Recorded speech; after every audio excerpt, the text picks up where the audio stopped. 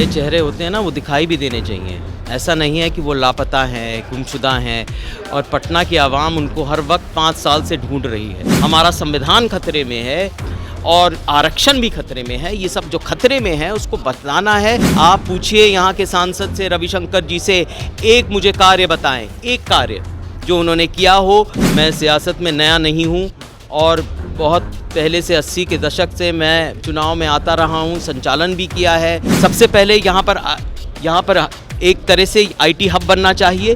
2024 का चुनाव चल रहा है, लेकिन आखिर में जनता का मूड क्या है, जनता क्या सोचती है? आखिर में कई तरह की बयानबाजी भी हो रही है, कई तरह के नारे भी दिए जा रहे हैं, हम उस पर नहीं जाएंगे। लेकिन जनता क्या सोच रही है, जनता के मन में क्या है?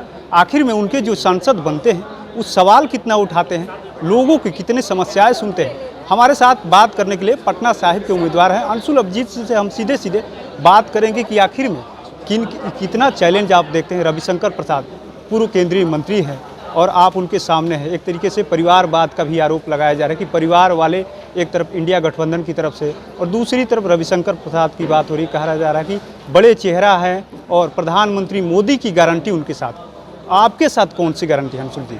जो बड़े चेहरे होते हैं ना, वो दिखाई भी देने चाहिए। ऐसा नहीं है कि वो लापता हैं, गुमशुदा हैं और पटना की आवाम उनको हर वक्त 5 साल से ढूंढ रही है।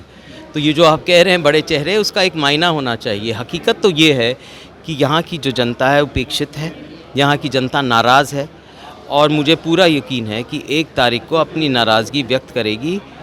मौजूदा सांसद कभी वहाँ पर बीच में शामिल नहीं हुए, उनके बीच में रहे नहीं, उनके सुख दुख को उन्होंने पहचाना नहीं।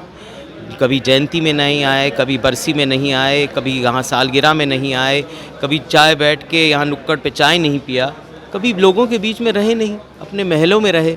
तो जो महलों में रहते हैं वो कभी किसी का दिल नहीं जीत सकते। आपके नेता ने भारत जोड़ो यात्रा किया था, उसके बाद से भारत जोड़ो न्याय यात्रा किया था, क्या कुछ उसका फ़ायदा दिख रहा है आपको? पटना घूम रहे हैं आप, पटना साहिब के लोगों से मिल रहे हैं, क्या कुछ उसका फ़ायदा दिख रहा है पटना में? बिल्कुल, जो भारत जोड़ो न्याय यात्रा थी वो सामाजिक और आर्थिक अन्याय के खिलाफ थी और ये सामाजिक न्याय हमारा बहुत बड़ा मुद्दा रहा है। जो दलित हैं, जो शोषित हैं, जो वंचित हैं, उनको न्याय मिलना चाहिए। ये हमारी हमेशा ये विचारधारा रही है और उस विचारधारा को लेकर हम आगे बढ़ रहे हैं, क्योंकि इस वक्त हमारा संविधान खतरे में है और आरक्षण भी खतरे में है। ये सब जो खतरे में है उसको बतलाना है, उसको सुरक्षित करना है। तो जो सामाजिक न्याय का जो मुद्दा है ये अहम है। इसी मुद्दे को लेकर हम आगे बढ़ रहे हैं, मैदान में आ रहे हैं, लोगों को अवगत करा रहे हैं, समझा रहे हैं कि आपका भविष्य अब आपके हाथों में है। लगातार आप पटना के लोगों से मिल रहे हैं, पटना साहिब के लोगों से मुलाकात कर रहे हैं, एक समस्याओं को सुन रहे हैं। क्या सच में जो काम होना चाहिए हुआ है या सिर्फ उस तरीके के बयानबाजी हो रही, जो काम होना नहीं, आप पूछिए ना, अगर जल जमाव क्यों होता है अगर काम हुआ है? फतवा में जाम क्यों लगा हुआ है अगर काम हुआ है? ये हालात जो हमारे अस्पताल के हैं वो क्यों हैं अगर काम हुआ है? शिक्षा में अगर बढ़ोतरी नहीं हुई है तो ये पूछिए अगर काम हुआ है। यहाँ पर छोड़ के पटना क्यों जा रहे हैं? शिक्षा तो यहीं प्राप्त कर रहे हैं, कोचिंग सेंटर तो यहीं पर है, मुसल्लापुर हाट में है, आप तो देखे होंगे। पर क्यों छोड़ के बाहर जा रहे हैं?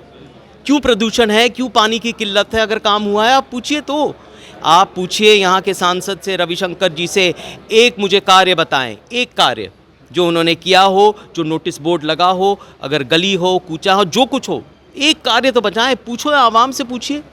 लगातार वो तो कह रहे हैं, उनके जो नेता है, एनडीए के तमाम जो नेता है अधिकतर मंचों से कह रहे हैं कि मोदी जी की गारंटी है और नीतीश कुमार का जो है विश्वास है, एक तरीके से उनके साथ है। 10 साल तक कहाँ थी वो गारंटी? तो क्यों ऐसे हालात हैं? मौजूदा हालात इतने बुरे क्यों हैं? 10 साल से तो है ना, डबल इंजन की सरकार भी थी आपकी, तो क्यों ऐसे हालात है? ये तो पूछिए। मैं प्रधानमंत्री जी का स्वागत करता हूँ, क्यों ना आए? पटना में आना चाहिए, हर शहर में जाना चाहिए, हर गली कूचे में जाना चाहिए। एक ज़रूरत भी हो गई है समझाने की। लेकिन मुझे लगता है कि ये बयानबाजी जो होती रहती है, जो खोखले वादे ये भाजपा वाले करते रहते हैं, ये सरकार करती रहती है, जनता जान गई है, जनता जागरूक है। आप भावनाओं से नहीं खेल सकते, आप जज्बातों को नहीं उछाल सकते, वो व्यर्थ रहेगा। जो असलियत है, जो बेरोज़गारी है, जो महंगाई है, जो मंदी है, वो सबके सामने है, जनता जवाब देगी। लगातार आपकी माताजी सासाराम से चुनाव लड़ती रही, कई बार जीती भी, केंद्र में मंत्री भी रही, संसद अध्यक्ष भी रही, लेकिन आप कितना यहाँ चैलेंज देख रहे हैं पटना साहिब में आकर के? क्योंकि नया नया लग रहा है कि नया नया जगह है, क्या लोगों का समर्थन मिल रहा है? लोगों का समर्थन मिल रहा है। मैं सियासत में नया नहीं हूँ और बहुत पहले से 80 के दशक से मैं चुनाव में आता रहा हूँ, संचालन भी किया है।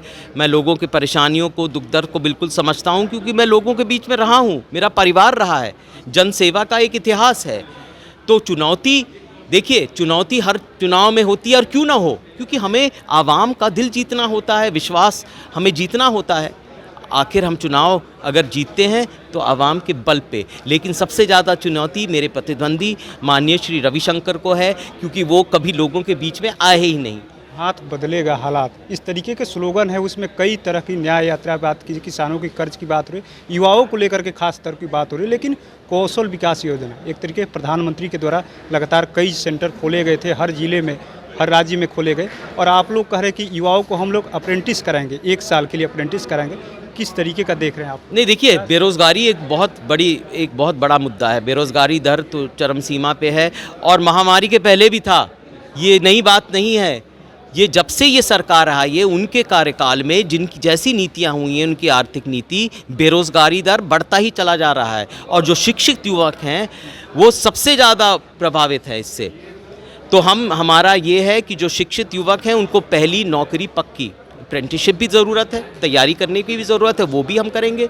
महिलाओं के सशक्तिकरण के लिए भी कहेंगे। जो गरीब महिलाएं हैं, गरीब परिवार की, उनको 1 लाख रुपए सालाना मिलेगा, क्योंकि ये संकट का वक्त है, महंगाई बहुत है। तो हम चाहते हैं कि कोई राहत मिले। ये कर्ज माफ़ी भी है। किसान जो कफन बांध के मैदान में उतरता है, रोज़ खेत में उतरता है, उसको भी राहत मिलनी चाहिए। कर्ज माफ़ी भी है, MSP भी लाएंगे, सामाजिक न्याय भी लाएंगे। हमारे बहुत सारे हर वर्ग के लिए हमारे पास योजनाएं हैं, कार्यक्रम हैं। लास्ट सवाल, जिस तरीके से आप चुनाव जीतते हैं, एक सांसद के रूप में पटना साहिब में कौन सी योजना धरातल पर सकते? देखिए, हम ये चाहते हैं, स्मार्ट सिटी तो यहाँ विफल रही। सबसे पहले यहाँ पर एक तरह से IT हब बनना चाहिए, क्योंकि जो शिक्षित लोग हैं यहाँ पर रहना चाहिए। यहाँ पर हर राजधानी में IT हब बन गया है, वो क्यों नहीं है यहाँ पर? दूसरी बात, यहाँ की सुविधाएं जो हैं, मास्टर प्लान तक नहीं है। जब बारिश हुई तो ये एक महानगर, एक महासमुद्र बन गया। आपने खुद देखा कि किस तरह से यहाँ पर बाढ़ आ गया पानी का, और उप मुख्यमंत्री को एक नाव में साहिल तक जाना पड़ा। ये तो आपको पता है ना। मास्टर प्लान तक नहीं है। यहाँ पर नालियों की, यहाँ पर सफाई की समस्या है, पानी की, बिजली की समस्या है, जो ज़रूरत चीज़ें हैं उसकी समस्या है। तो उसका हल ढूंढना मेरा एक मिशन रहेगा, यही मेरी मंजिल है। मैं लोगों के बीच में रह के ये करूँगा। तो आपने सुना किस तरीके से पटना साहिब के उम्मीदवार है अंशुल अभिजीत ने साफ कह दिया कि जो पटना साहिब के लोगों को जो मेन प्रॉब्लम है, जल जमाव होता है, बिजली की समस्या, तमाम जो अलग अलग समस्याएं हैं, सबसे पहले उसको हम धरातल पर उतारने का काम करेंगे, उससे निजात दिलाने का काम करेंगे। तो ऐसे तमाम अपडेट से जुड़े रहने के लिए इनसाइडर लाइव देखते रहें।